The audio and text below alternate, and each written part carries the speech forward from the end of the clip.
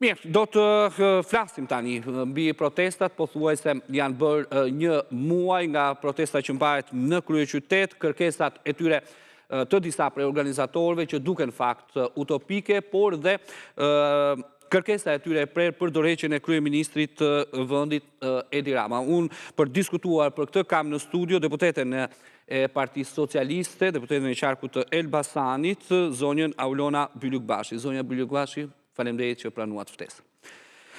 Gjithashtu të na bashkohet edhe analisti Albandati online. Zonja Bylukbashi, tani u bën pothuajse një muaj, pavarësisht le të themi deklaratave që vijnë nga kampi maxhoritar, në thelb, a kanë të drejtë protestuesit në kërkesat e tyre?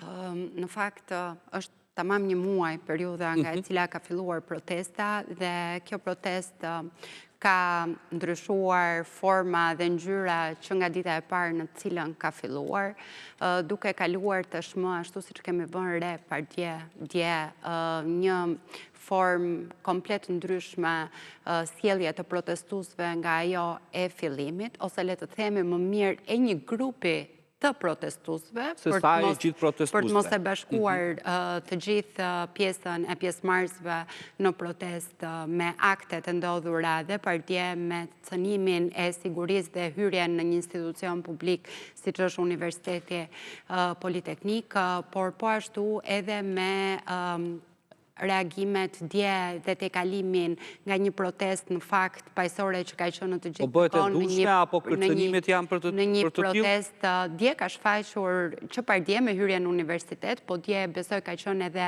pak më e agravuar situata dhe kemi pasur një sjellje akoma edhe më agresive të protestuesve me të gjithë sulmin që u bë deputetëve, forcave të policisë, po edhe qytetarëve normal që ishin në lëvizjen e tyre të lirë në atë aks rrugor në atë moment të reagimit të tyre. Kështu që në këto kushte mendoj që tashmë është pyetja a është e drejtë protesta.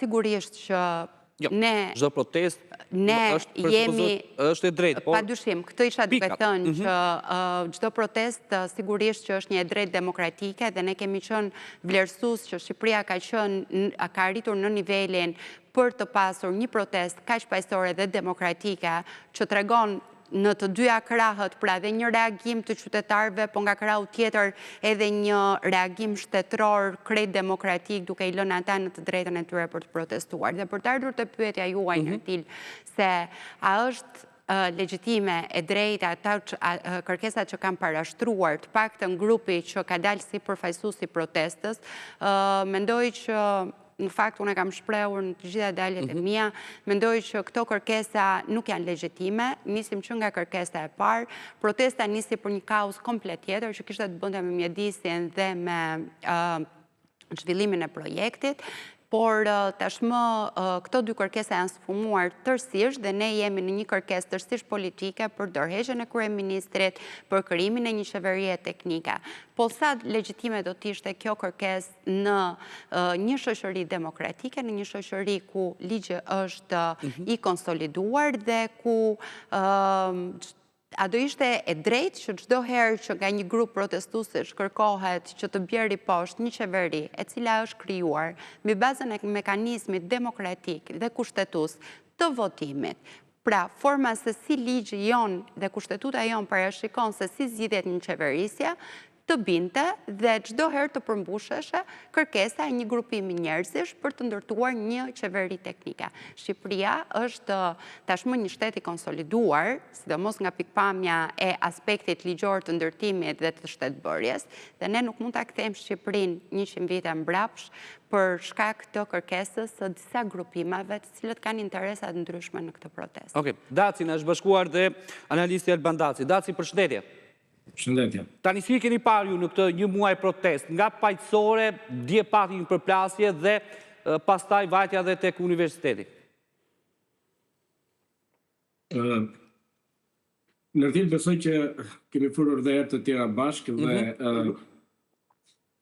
të lloj protestash janë protesta të cilat janë të destinuar, siç kam thënë dhe herë të tjera, të evolojnë në raport me vetveten, por edhe në raport me pushtetin. Pra, do thot, në bazë të sjelljes që bën pushteti, në bazë të sjelljes që ka me vetveten, kjo protestë evolon edhe merr forma të tjera, por fatkeq mund të marrë edhe forma të ngjashme si ajo e djeshmja, duke përjashtuar aktet e dhunës, për sa i përket vezëve të makinave janë krejt normale, sepse në Europë marrin dhe torta në fytyrë liderët politikë dhe nuk është ndaj dhunë jashtëzakonshme. Dhuna është momenti kur cënohet fizikisht një figurë e policisë, një deputet apo një protestues. Pra kjo është dhunë, sepse kanë hedhur vezë tek makinat, nuk është as pak dhunë dhe bën pjesë tek mënyra për të protestuar dhe për mos qenë dakord me një pushtet apo me një parlament apo me një republikë parlamentare. Dhe gjithashtu dëgjova zonjën deputete, nuk jam dakord fare. Të gjitha protestat janë legjitime dhe kërkesat janë legjitime. Jo legjitime do thotë kur një kërkesë është antikushtetuese. Të kërkosh ndërheqjen e një kryeministri është gjithmonë legjitime në aspektin politik. Këtë drejt ka ta bëjë një pjesë që nuk janë dakord me kryeministrin, opozita që normalisht nuk është dakord me kryeministrin, por nuk është se është jo legjitime. Jo legjitime është kur thotë ne do ta rrezojmë me dhunë Edi Ramën nëse Rama s'jep dorëheqjen.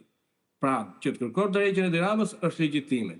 Që të kërkosh ta rrezosh Ramën me dhunë sepse Rama nuk jep dorëheqjen, kjo është jo legjitime. E para. E dyta, që është bërë një justifikim i pajustifikueshëm gjatë gjithë kësaj kohës që protesta ka nisur për Zvërnesin dhe tani pse ka kaluar politike. E para njerë nuk ka asnjë lloj klase politike në një vend demokratik që i adreson protestuesit për çfarë duhet protestojnë dhe pse kërkojnë dhe kërkesa të tjera. Nëse fillim ka vazhduar për Zvërnesin, është krejt legjitime që të kalojmë në një fazë tjetër që mos jenë dakord me qeverisjen. Dhe kjo nuk është e shkruar në asnjë lloj manuali të demokracisë që ti ke dalë për Zvërnesin, tani kalove në kërkesa politike dhe nuk janë të drejta dhe s'janë legjitime. Dhe gjithashtu ajo që është më shumë e rëndësishme është fakti që protesta mund të bëjë kërkesa nga më të ndryshme. Pra, mund të ishte qenë fillim me dorëheqjen e zotit Rama. Dhe është këtë normale në një vend demokratik. Dhe nuk është asnjë antidemokratike. Po mirë, si mund t'ja imponosh ti qeveri teknike ku për shembull Rama thotë që unë sa kam dalë nga zgjedhjet? Po jo, edhe kjo është kod komplet pa lidhje. Në kjo është justifikim kod që s'ka lidhje me demokracinë. Sepse mund të dalësh nga zgjedhjet, qytetarët për X vendime që merr nuk janë më dakord, një pjesë e qytetarëve kërkojnë që ti dorëheqesh. Dhe për më tepër, një republikë ku nuk funksionojnë mekanizmat ku mund të kishte nisma parlamentare dhe këto mekanizma sot nuk funksionojnë sepse kemi një shumicë e cila ka 84 mandate dhe pasi 84 mandate kësaj shumice kaq fort duhet ta bëjë më të përgjegjshme dhe jo më thojza më arrogante sepse ju na keni zgjedhur dhe tani ne kemi drejt të qeverisim derisa të mbaroj ky mandat. Nuk është e shkruar në asnjë lloj kushtetute botërore pre-demokratike madje. Ekziston mosioni i mosbesimit, por që s'mund ta bëjë askush se s'ka numrat në parlament dhe duke qenë që linja institucionale politike e kësaj Shqipërie ka dështuar, është arsyeja që kanë dalë qytetarët, pra se s'ka asnjë lloj mekanizmi tjetër që ti kërkosh llogari kryeministit Rama. Përderisa me nocion mosbesimi nuk e rrezon dot. Përderisa ai thotë ka marrë gati 1 milion vota në 2021, këto janë argumenta që mbi gjitha shumica të reagoj, të reflektoj, dhe kjo lloj gjuhë dhe këto lloj justifikimesh me konspiracione këto janë gjitha situata për ta agravuar përballjen me qytetarët dhe jo për ta zgjidhur çështjen. Që dje është një arsye më shumë që kjo shumicë duhet të reflektojë. Ato qytetarë që gjuhen me vezë ato deputet kanë një arsye themelore, janë njerëz të frustruar nga klasa politike dhe nga qeverisja 36 vjeçare. Janë njerëz që s'kan asgjë, nuk kanë as kushte minimale të jetesës dhe nuk kanë çfarë të humbin. Ndërkohë ne kemi deputet që kanë makina super luksoze dhe na bën pasarela në një Shqipëri të varfër çdo të enjte. Dhe tani u mërzit kanë sepse hudhin vezë mbi makinat. Po në Itali, në Gjermani, në Francë kanë marrë dhe torta turive lidhet politik, por nuk është se kanë thënë tani këta janë terroristë dhe po duhet na rrezojnë neve sepse ne jemi në një shoqëri demokratike. Konsolidimi i Shqipërisë është gjëja tjetër. Konsolidimi i Shqipërisë është që kjo protestë, duke përjashtuar element të papranueshëm, pra prekja me dorë një uniforme policie, prekja me dorë një deputeti, agresioni fizik, të tjerat janë krejt të pranueshme në një shoqëri demokratike. Okej, zonja Bylluk-Bashi, a duhet një reflektim nga ana maggjorancës? E heqim këtë kërkesën për shembull se ishin disa kërkesa janë utopike, jo kuvend kombëtar, jo short. Domethënë kjo nuk është kjo është as s'ka për të ndodhur, sepse nuk ekziston në asnjë shtet. Por disa kërkesa për shembull janë për ndryshimet në kodin zgjedhor, ligji për investime strategjike, ndryshimi i ligjit për zonat e mbrojtura, apo edhe një kontratë rreth sociale në kuptimin që qeveria apo administrata duhet jetë më efikase ndaj qytetarit. Është shumë e qartë, po që të vim te ky legitimiteti që për cilën foli edhe zoti Daci, duhet që ta shikojmë një çik legitimitetin edhe nga pikpamja juridike edhe nga pikpamja politike, sepse ka një argument brenda kësaj proteste.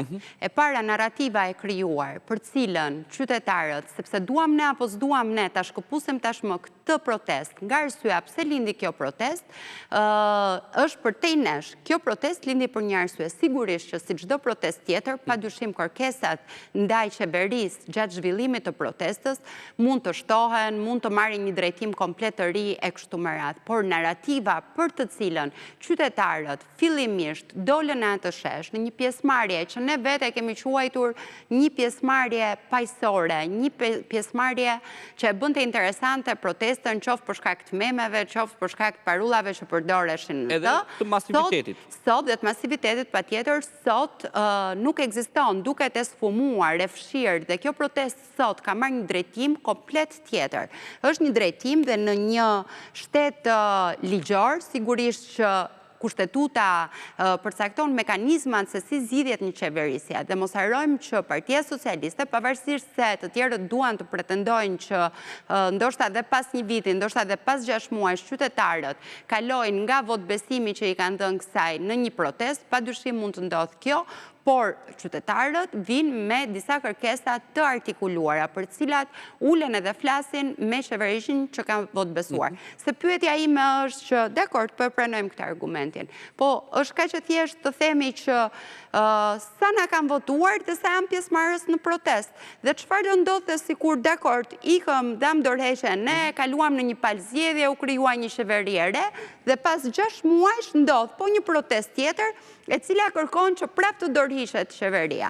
Pra, ne krijojmë kështu një precedent, po patjetër që krijohet një precedent që sjell destabilitetin e shtetit shqiptar, që nuk ka të bëjë fare pastaj me partinë politike që e qeveris Shqipërinë apo një shtet saktuar, po krijon një destabilitet. Për këtë arsye një shtet vepron mbi bazën e mekanizmave ligjor dhe kushtetues që ka në fuqi, që do të thotë ka një mënyrë se si shkohet dhe merret votbesimi i qytetarëve.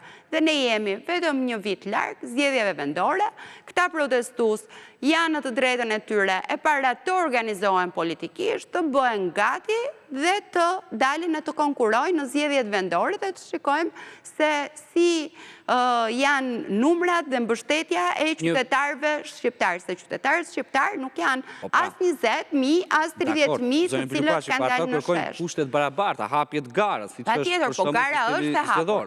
Gara është e hapur. Ne sot kemi nga raportet e OSBE-ODIHR, sigurisht, edhe nga raportet e Komisionit Evropian, kemi një përcaktim në të cilën thuhet që janë zhvilluar zgjedhje konkurruese dhe profesionale. Kjo është fjalia e parë që hap raportin e OSBE-ODIHR-it në raport me zgjedhjet e zhvilluara në Shqipëri në 2025. Po ne kemi parë partitë e vogla, për shkak të sistemit zgjedhor e kanë pothuajse le të themi të pamundur.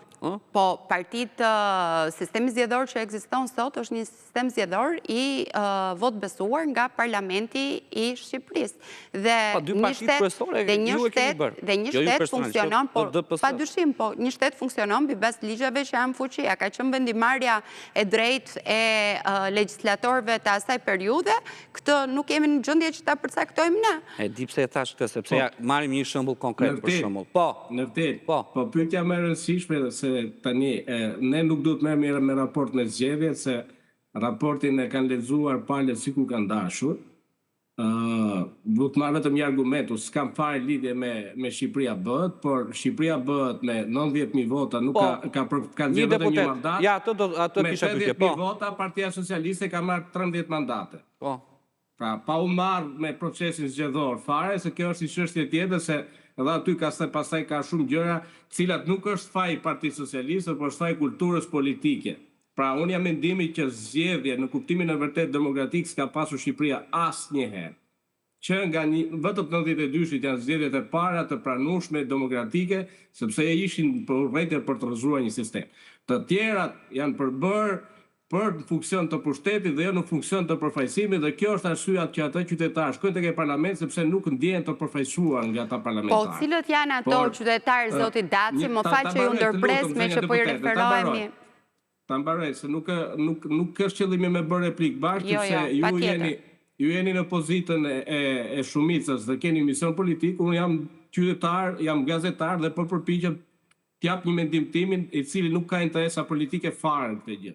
Pra, unë nuk po them që as ata që protestojnë është modeli më i mirë i protestës, por kjo ideja që keni ju që kushdo që proteston në Shqipëri, dhe ju e dini shumë mirë se është herë e parë që protestojnë qytetarë dhe nuk protestojnë opozit që jeni ndruar me njëra tjetrën dhe keni rrethuar gjithmonë kryeministrinë me radhë për të marrë pushtetin. Në fakt nuk është hera parë, nuk është hera parë, sepse ne kemi dhe rastet të tjera në të cilët qytetarët kanë protestuar masivisht, kemi të studentëve, kemi atë të armëve kimike, kështu që... Ushujt, ka zgjatur 4 ditë e armëve kimike, nuk ka asnjë lloj proteste tjetër në 36 vite. Po si u shuajt protesta armëve kimike? A u shuajt pas një negociate dhe të uljes në tryez me qeverinë? Atëherë çfarë tregon? Tregon që kjo qeverisja socialiste ka arritur që të negociojë me këta qytetarët kur ata kanë ditur të shprehin kërkesat e tyre? Kjo tregon që ju nga ato protesta mund kishit zgjedhur një eleksion që s'po e bëni, dhe ideja që thoni ju që të vinë tullën me një tryez, një shumicë qytetarë që kanë dalë në protest, ulen vetëm nëse ka një formë diktature dhe e kërkon udhëheqja që të shkojë të takojë udhëheqja. Ju keni detyrime për të reflektuar dhe për të folur me letra, me vendime, me dekrete. Pra, nuk u kushton asgjë ta rishikoni atë ligjin e famshëm të investitorit strategjik, që vetëm strategji për mendimin tim aty brenda nuk ka. Është shumë e rëndësishme të rishikoni paketën e maleve, e cila do të jetë një plagë e pashërueshme. Ju nuk do jeni përgjithmonë pushtet. Një ditë do të ketë rotacion Shqipëria, por do të lini një pasojë të madhe në veriun e Shqipërisë, kryesisht me atë lloj pakete malesh. Do të lini plagë të rënda sociale që do kenë pasoja afatgjate, se s'ka kuptim një nga Vlora shkoj të marr malin e Korabit, ku aty është e ndarë edhe me deftere turke, po edhe me marrëveshje të fshatarëve që e dinë se kush është pronari i bjergve. Dhe s'ka kuptim vi tani me paketë malesh. Diskutim kjo paketës malesh. Është më thellë kjo paketës. Zoti Daci, se duke qenë se ju jeni dhe në një lidhje, unë s'desha t'ju ndërpres, po edhe nuk mundet që ta zhvillojmë vetëm kështu, njëri diskuton dhe tjetri dëgjon, sepse duhet bëjmë një argument të ndërsjellë. Nuk e kisha planin me detaje, por po them që nëse qeveria i shikon këto lloj dy ligje, nuk është fundi i demokracisë dhe nuk është fundi i zhvillimit ekonomik, që o këto dy forma do ta nxjerrin Shqipërinë në një zhvillim të madh, ose nëse s'bëhet pakete maleve me investitorë strategjik, Shqipëria do mbetet varfëri. Unë nuk mendoj kështu. Pikërisht për këtë që ju sapo thatë, unë do ta nis nga ajo që ju përmendët që në fillim fjalës tuaj dhe thatë që unë shprehem këtu si një gazetar, si një qytetar për të dhënë një opinion, dhe është mirë që te kjo Shqipëria që desinformohet çdo ditë, që narrativa që i ndërtohet për ta marrë të thjesht qytetarë dhe që ndikon opinionin e tyre publik, deri në një farë mase, të paktën aq sa ka të bëjë me njohuritë që gjithsecili nga ne kemi, të jetë një narrativë e vërtet. Është shumë e rëndësishme që ata qytetarët e ndershëm, të pastër, pa interesa, që dalin atë shesh për të protestuar për një arsye apo një kauzë të veten që lidhet me qeverisjet, të gjithë ndikimin apo të gjithë narrativën që marrin ta kenë të vërtet, që të kenë mundësi të vendosin ashtu siç duhet. Tash i thën këtë, desha të them që kjo që ju sapo thatë në raport me paketën e maleve nuk qëndron kështu se si ju e shtruat. Dhe në fakt mua më ka rastisur të flas me shumë njerëz në raport me paketën e maleve. Dhe kuptoj që ka shumë pak njerëz që e njohin ashtu siç duhet këtë vendim.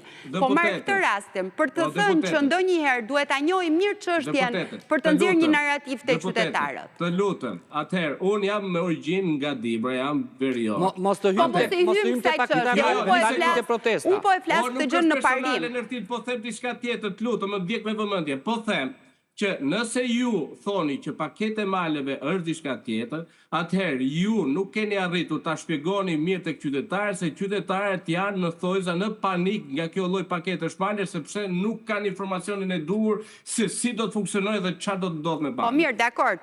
Këtë po ta marr edhe si këshill, ndoshta edhe ka për të reflektuar mbi këtë fakt, sepse në fakt nga shumë diskutime që kam pasur nëpër studio kam vënë re që pak janë ata njerëz që realisht janë shumë të informuar mbi bazën e paketës së malave dhe nisur nga kjo pastaj krijohet një narrativ sikur atyre njerëzve atje nëpër zonat e tyre do ju grabitet prona. Në fakt një narrativ e krijuar me qëllim, si çdo narrativ tjetër, edhe si ajo e projektit të Zvërnecit, për të cilën kanë bërë që njerëzit të dalin në protest. Megjithatë, ne nuk kemi thënë në asnjë moment, asnjë përfaqësues i mazhorancës, nisur nga kryeministri dhe të gjithë deputetët dhe çdo përfaqësues tjetër që ka folur publikisht, nuk ka thënë në asnjë moment që ne nuk dëgjojmë qytetarët. Ajo që ne sot po përpiqemi të veçojmë nga pjesa e qytetarëve të drejt, të sinqert në kërkesën e tyre, legjitim në kërkesën e tyre, po përpiqemi të veçojmë ato degëzime të protestës, të cilat kanë një interes destabiliteti për arsye të ndryshme. Sigurisht të gjithë e kuptojmë që ka shumë aktorë të cilët nuk kanë interes që Shqipëria të zhvillojë investime të huaja strategjike të cilat sjellin zhvillimin ekonomik, të cilat sjellin rritje të turizmit në vend. Edhe këto nuk janë vetëm aktorë të brendshëm të Shqipërisë, kështu që pak a shumë të gjithë nga ndjekja hap pas hapi e protestës tashmë kemi kuptuar se si ka ndikuar edhe fryrja e narrativës së kësaj proteste. Ndërkohë që nga dita 1 kemi thënë që do të dëgjojmë çdo shqetësim të qytetarëve. Kjo protest tek mazhoranca ka sjell një reflektim për të dëgjuar atë zë të qytetarëve që ndoshta se kishim dëgjuar deri dje dhe që realisht ka nevojë të adresohet. Po që të dilet në atë shesh. Më fal, më lër ta mbaroj dhe këtë fjalinë edhe pastaj do ju dëgjoj. Të dilet në atë shesh dhe të thuhet, jo vetëm sa ta mbaroj këtë fjalinë dhe pastaj ju mund ta vazhdoni. Të dilet në atë shesh dhe të thuhet që Shqipëria është në ditën e saj më të zezë, ku Shqipëria është në ditën e saj më të mirë për të ecur drejt integrimit evropian. Dhe kjo nuk vjen vetëm si një shprehi. Kjo vjen si një rësër reformash të bëra nga Partia Socialiste në këto 13 vjet në të gjitha sektorët, qofshin këto arsim, shëndetësi, infrastrukturë, turizëm e kështu me radhë. A ka nevojë të përmirësohen sektorët? Patjetër, ka nevojë, se pastaj për çfarë po flisim, do të kishim qenë bëje me kohë, nëse do t'i kishim realizuar të gjitha. A ka gjëra për të reflektuar, për të dëgjuar qytetarët edhe për t'i përmirësuar? Patjetër, jemi shumë koshient për këtë. Dhe sapo kjo protest të qetësohet në raport me të gjithë frymat e errta që po e ndikojnë atë, ne qytetarët do t'i dëgjojmë dhe do të kemi një reagim dhe një reflektim ndaj çdo kërkese të tyre, do të jemi këtu të gjithë dhe do ta shikojmë se në çfarë procesesh do të kalojë qeverisja. Deputete,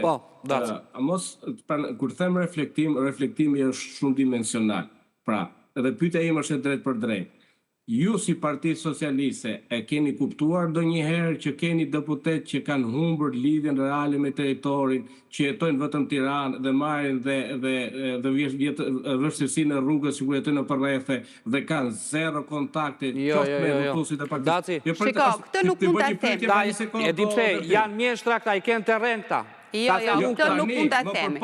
Edhe më përpara, puna është pse nuk keni reflektuar, thoj. Më beso mua që janë mjeshtra. Se s'dua ty në detaje. Të paktën për ekipin e Partisë Socialiste, faktet janë edhe të dukshme, sepse ne kemi edhe pjesën e publikimit në rrjetet sociale, e kemi shumë të zhvilluar, por po nxjerrim kontentin e atyre takimeve që zhvillojmë në përzona në fakt. Të nisë reflektimi. Po, sepse ajo që dua të them pra është dhe që është në vazhdim të asaj që thash në momentin e parë. Ndoshta kërkesat e atij grupimit aty nuk janë kërkesat e të gjithë qytetarëve, sepse ndoshta nga takimet ne sapo përfunduam një tur duhet merren përsipër dhe kërkesat e tyre duke qenë që janë shtetas shqiptar. Po pa tjetër që janë shtetat shqiptar, dhe kur themi që do t'ulemi, t'i dëgjojmë dhe të gjejmë mekanizma zgjidhje dhe reflektimi, pa dyshim që një nga opsionet është që në kërkesat caktuar të merren parasysh edhe kërkesat e tyre. Sepse jo gjithmonë një kërkesë është e drejtë, që t'jemi korrekt. Jo gjithmonë një kërkesë është e drejtë. Kërkesa duhet të kenë një logjik, duhet të kenë një mbështetje në fakta. Dhe sfida më e madhe e Partisë Socialiste është që tani që kanë dalë këto qytetarë në rrugë, si do ta gjeni formulën që të flisni me ta. Kjo është sfida më e madhe sot e Partisë Socialiste. Shiko, Partia Socialiste quhet për mekanizmat e komunikimit me qytetarët. Këtë e ka në gjenezë të ndërtuar sapo ju thash që ne sapo përpara se të fillonte protesta, ne kemi qenë të gjithë në një tur për punët e Shqipërisë, ku nuk kemi lënë jo vetëm socialistët, por edhe qytetarët që kanë pikpamje të ndryshme politike duke takuar në përzona, se kur ne bëjmë takime në zona, fatmirësisht njoftimet për orare dhe vendet e takimit i bëjmë edhe publike, kështu që çdo person është i lirë të marrë pjesë. Pak propagandë dhe pak më shumë realitet. Jo, realitet tërësisht, unë do ju ftoja të merrni pjesë ndonjëherë. Edhe brenda jush ka zëra kundër, zonja Spiropali, Koçeku u largua në mënyrë demonstrative. Tashi, unë nuk dua të komentoj mbi kolegët e mia, besoj që zonja Spiropali ka qenë shumë e qartë, ka dhënë një deklarat vetëm dje në mos gaboj në mëngjes, dhe ka thënë që është pjesë e Partisë Socialiste dhe do të vazhdoj të jetë pjesë e Partisë Socialiste. Sigurisht të gjithë mes nesh kanë të drejtën e tyre, ne jemi një forcë politike demokratike, mund të shprehin opinione, mund të shprehin sugjerime. Kjo ndodh shpesh, sa herë që ne kalojmë akte ligjore brenda grupit, ka sugjerime nga deputet të ndryshëm në raport me përmbajtjen, me përmirësimin e aktit e kështu me radhë. Ndoshta në këtë frymë edhe zonja Spiropali do të sjellë argumentet e veta, por besoj që ka qenë shumë e qartë që ka thënë që jam dhe do të jem pjesë e Partisë Socialiste. Ndërkohë që po, patjetër. Po. Atëherë, kjo është pyetja më e rëndësishme dhe nuk jo bëj pyetje më për këtë intervistë. Ju jeni shumica që qeverisni. Ju keni në dorë të gjitha institucionet ligjzbatuese që duhet garantojnë sigurinë e qytetarëve, rendin kushtetues dhe soverenitetin e Shqipërisë. Ka 3 javë që artikulohen iranian, serb, grek, kinez. Kur do të dilni ju me raporte nga institucionet ligjzbatuese për të na thënë ne që siguria dhe rendi kushtetues në Shqipëri nuk është i rrezikuar? Ne jetojmë në Shqipëri në një shtet në të cilin kemi 3 pushtetet pavarura nga njëri tjetri, ekzekutivin, legjislativin dhe gjyqëtorin. Dhe si përfaqësuese e pushtetit legjislativ, unë me siguri si përfaqësuese e mazhorancës, me siguri ditë ju them që institucionet janë duke bërë punën e tyre çdo ditë. Sikur zhvillohet protesta, sikur jemi në një ditë të qetë pa protesta. Kështu që jam shumë e bindur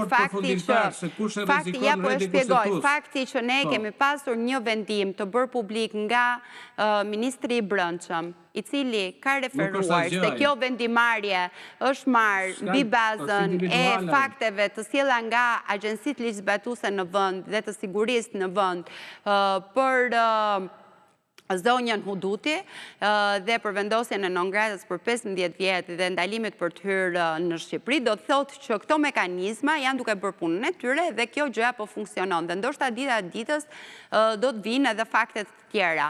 Kështu që kjo është e rëndësishme për të thënë që ne jemi në një proces ku shteti funksionon.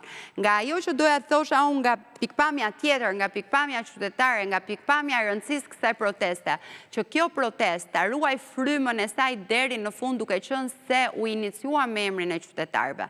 Duhet që të mos ndodhin ato që ndodhen dje.